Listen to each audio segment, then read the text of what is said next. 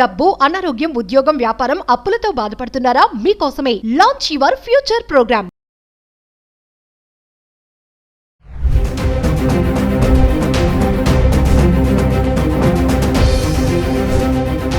నమస్తే, welcome back to Suman TV. Present మనతో పాటు ఉన్నారు అనలిస్ట్ మందర్ కృష్ణారెడ్డి గారు. నమస్తే సార్. నమస్తే అమ్మా. సార్, ట్రంప్ ఎప్పుడైతే అధికారంలోకి వచ్చారో అప్పుడే కొన్ని ఎగ్జిక్యూటివ్ ఆర్డర్స్ పైన సైన్ చేయడం జరిగింది. మనం వీడియోలు చేసాం కూడా. ఇప్పుడు ఏంటంటే ఫస్ట్ చేసింది ఏంటంటే ఇల్లీగల్ ఇమ్మిగ్రెంట్స్ ఎవరైతే ఉన్నారో వాళ్ళందరినీ కూడా ఏరి పారేయాలని చెప్పేసి ఒక నిర్ణయం అయితే తీసుకున్నారు. రీసెంట్గా చూసుకుంటే ఒక పంజాబీ మహిళ 33 years బ్యాక్ అక్కడికి వెళ్ళి అక్కడ సెటిల్ అయిపోయారు. సో ఆవిడ్ని ఇప్పుడు 33 ఏళ్ల నాడు నుంచి వెళ్ళినప్పుడు ఆవిడ్ని ఇప్పుడు తిరిగి ఆవిడకి బేడీలు వేసి మళ్ళీ మామూలుగా కాదు అరెస్ట్ చేసి తిరిగి ఇండియాకి పంపించేశారు. కనీసం వాళ్ళ ఫ్యామిలీ మెంబర్స్కి కూడా వెళ్తున్నాను అని చెప్పే ఆ టైం కూడా ఇవ్వలేదని చెప్పేసి ఆవిడ వేదన వ్యక్తం చేస్తుంది. అంటే ఇవన్నీ ఎందుకు సార్? అంటే ట్రంప్ ఎందుకు అప్పుడు ఎప్పుడో సెటిల్ అయిపోయిన ఆవిడని వాళ్ళని ఇప్పుడు తీసుకురావడం? అంటే ఆ గవర్నమెంట్ అంతా కూడా అలర్ట్గా ఉందా? అలాంటి వాళ్ళందరినీ చెక్ పెట్టడానికి వెతకడం అనేది మొదలు పెడుతుందని అనుకోవచ్చు అంటారా ఈ సంఘటన చూస్తే? ట్రంప్ తీసుకున్న నిర్ణయాల్లో ఇల్లీగల్ ఇమిగ్రెంట్స్ని మొత్తం ఆ దేశం నుంచి ఏరిపారేయాలనేది అతని కోరిక. దాంట్లో భాగంగానే ఆడవుడు చేశాడు. కొంతమందికి బేడీలు వేసేసి తనే ఫ్లైట్లో తీసుకొచ్చి ఆ దేశాల్లో వదిలిపెట్టాడు. తర్వాత ఏ దేశం వాళ్ళు ఆ దేశం వాళ్ళ ఫ్లైట్లు పంపించేసి వాళ్ళందరినీ తీసుకొచ్చుకోవడం ప్రారంభించింది. అందరినీ క్లియర్ చేసేసారు దాదాపుగా. కానీ ఇంకా కొంతమంది ఉన్నారు. వాళ్ళు ఎలాగంటే 10 ఏళ్ళు, 20 ఏళ్ళు, 30 ఏళ్ళ నుంచి అక్కడ సెటిల్ అయిపోయి ఉన్నవాళ్ళు.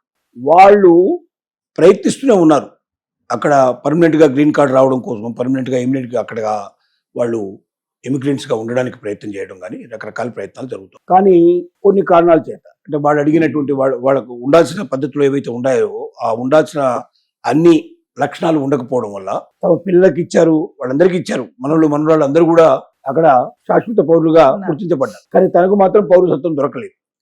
బహుశా మరి మొదట్లో అంత అవసరం లేదని చెప్పి వాళ్ళు అప్లై చేయకుండా చాలా ఏళ్ళు దాన్ని అట్లా కంటిన్యూ చేసుకుంటూ వచ్చారేమో.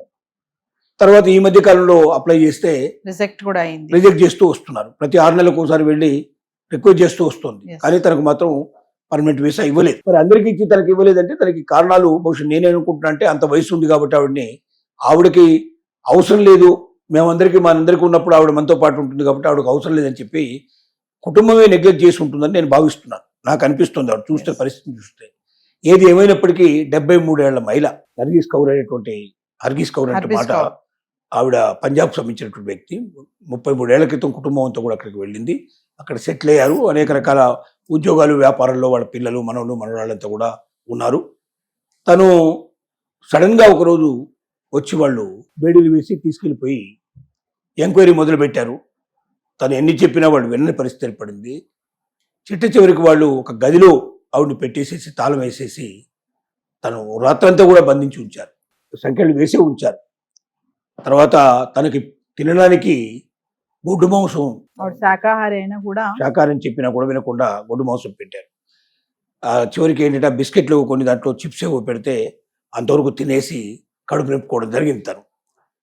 తర్వాత నెక్స్ట్ డే ఆవిడ రిక్వెస్ట్ చేసింది, నా మనవాళ్ళు పిలవండి, వాళ్ళకి ఒకసారి చెప్పేసేసి నేను బయలుదేరుతానంటే ఆ అవకాశాన్ని కూడా ఇవ్వకుండా తను బలవంతంగా తీసుకొచ్చి ఇండియాకి పంపించేశారు. ఇండియాలో ఇప్పుడు ఆవిడ తన సిస్టర్ వాళ్ళ ఇంటికి చేరుకుంది. తన ఊళ్ళో తన ఇల్లు ఉందో లేదో కూడా తనకు తెలియదు. 37 ఏళ్ల క్రితం వెళ్ళిపోయారు. 33 ఏళ్ల క్రితం అక్కడ ఉందో లేదో తనకు తెలియదు. ఇక్కడ బతకడానికి అవకాశాలు తనకు లేవు. తను మళ్ళీ తిరిగి అమెరికా వెళ్తాననే ఒక ధీమాతో తను ఉంది.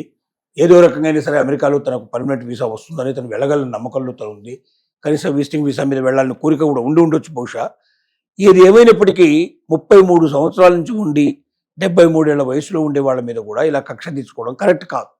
ఎందుకంటే వాళ్ళు ఇప్పుడు ఆ రాష్ట్రానికి, దేశానికి ఏ రకమైన హామీ చేయరు. అమెరికాకు హామీ చేసే అవకాశం 73 ఏళ్ల వయసులో ఉన్న వాళ్ళు ఏం చేస్తారు?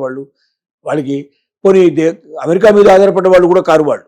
ఎందుకంటే అక్కడ గవర్నమెంట్ నుంచి ఏదో కావాలని వాళ్ళు కోరుకోవడంలే.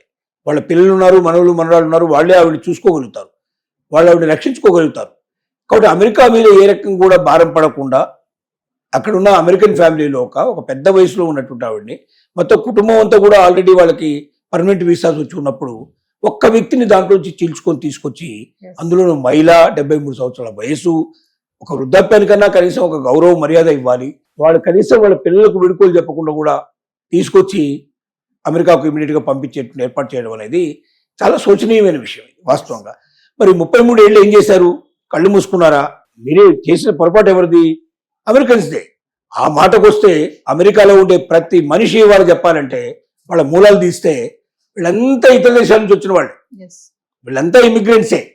ఇవాళ మాట్లాడుతున్నటువంటి మరి ట్రంప్ కూడా వాళ్ళ పూర్వీకులంతా అక్కడి నుంచి వచ్చిన వాళ్ళే. మరి నీ పూర్వీకులంతా ఇక్కడికి వచ్చి ఇక్కడ సెటిల్ అయ్యి అక్కడి నుంచి వచ్చిన నువ్వు ఇక్కడ ప్రెసిడెంట్ అయ్యి ఇవాళ అలా వచ్చిన ఇమిగ్రెంట్స్ నువ్వు వద్దు బయటికి పంపిస్తాను అంటే మరి నీ మూలాలు కూడా అవే కదా, అందరి మూలాలు అవే కదా. అసలు అమెరికాలో ఉన్న వాళ్ళందరి మూలాలు అవే అయినప్పుడు నువ్వు కొత్తగా అందరినీ రెక్క చెప్పడం, మరీ ఇంత వయసులో ఉండే వాళ్ళని బాధ పెట్టడం, వాళ్ళని అంత కిరాతకంగా తీసుకురావడం, ఓ రాత్రంతా కూడా 73 ఏళ్ల మహిళల్ని ఒంటరిగా ఓ రూమ్లో బంధించడం, వాళ్ళు ఏం దొంగతనం చేయలేదు, వాళ్ళు ఏం నేరం చేయలేదు, వాళ్ళు ఏం హత్యలు చేయలేదు, వాళ్ళు ఏ రకమైనటువంటి దోపిడీ చేయలేదు. అలాంటి మహిళల్ని ఒక 73 ఏళ్ల వయసుకు కొంత కనీసం ఒక ప్రాధాన్యత ఇచ్చి ఒక విలువ ఇచ్చి వాళ్ళని మర్యాదగా పంపగలిగేటువంటి ఏర్పాటు చేసినా కూడా కొంతవరకు బాగుండేది. కానీ ఈ రకంగా అమర్యాదపూర్వకంగా చేయడం అనేది ట్రంప్ని ఎట్టి రకంగా కూడా ఎవరు కూడా హిందువులు లేకపోతే ముఖ్యంగా ఇండియన్స్ దాంతో పాటుగా వయసు ఎక్కువ ఉండేటువంటి వాళ్ళు చాలా అసహించుకునే స్టేజ్ లోపల ఇవాళ ట్రంప్ విధానాలు ఉన్నాయి. ఈ విధానాలకు స్పష్టి చెప్పాలని చాలా మంది కోరుతున్నారు. ఇది మాత్రం సరైన విధానం కాదు. ట్రంప్ తీసుకున్న విధానంలో ఇది ఖచ్చితంగా విమర్శలకు దారితీసేటువంటి విధానమే చెప్పక తప్పదు. ట్రంప్ తీసుకున్న నిర్ణయాలు కొన్ని అయితే కరెక్టే ఉన్నాయని మనం మాట్లాడుకున్నాం కదా. మరి ఇలాంటి సంఘటనలు చూసినప్పుడు మరి కొన్ని ఇప్పుడు మీరు అన్నారు 73 ఏళ్ల వయసులో ఉన్న ఆవిడ్ని ఎప్పుడో సెటిల్ అయిన మళ్ళీ ఇప్పుడు వెనక్కి పంపడం అనేది మరి ఇది కరెక్ట్ కాదు అంటే ఎందుకంటారు ఇలాగా? ఏం లేదు, ఒక రకమైన భారతదేశం మీద ఒక కక్ష తెచ్చుకుంటున్నాడేమో కూడా అనిపిస్తుంది. భారతదేశం ఎదగకూడదు, భారతదేశం పోటీకి రాకూడదు. ఇప్పుడు 4వ స్థానానికి వచ్చింది ప్రపంచం లోపల.